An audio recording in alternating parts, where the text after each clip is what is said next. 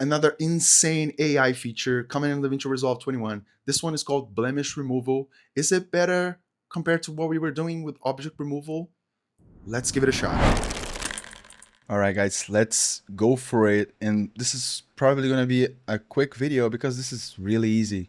And after that, I'll show you how we used to do it before the new tool, the blemish removal. Okay, so first thing you got to do is just go to the window tab and create a window around the pimple or blemish or whatever, and then make sure it has a smooth area around. Go to the tracking tab, track it.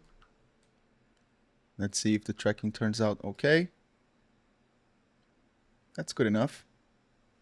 All right, after that, you just gotta apply the new tool called blemish removal, and then you could just play with the strength.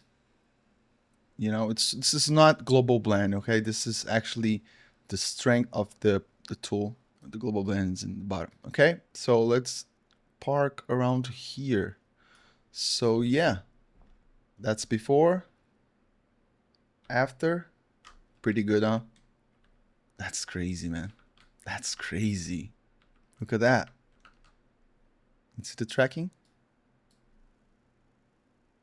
That's pretty good. That's actually pretty good. God damn it. That's it. I swear to God, that's it. That's how you remove pimples and, you know, blemishes. You just create a power window on top of it, track it, apply it, play with the strength, and there you go. Simple as that. Before you go, let me show you how we were doing this before this tool, which is kind of similar, but just same way. Create a power window, same stuff, track it, okay? And then we used to go for the object removal. Let's compare. Then after you apply, you just click scene analysis. And after that, it's gonna become this weird blur. And then you just gotta go for adaptive blend. And that should do the job. Maybe try different scene modes here. And then let's see.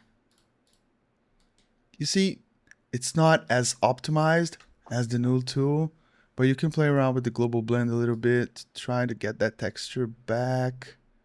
Something around here. Excuse me, boy.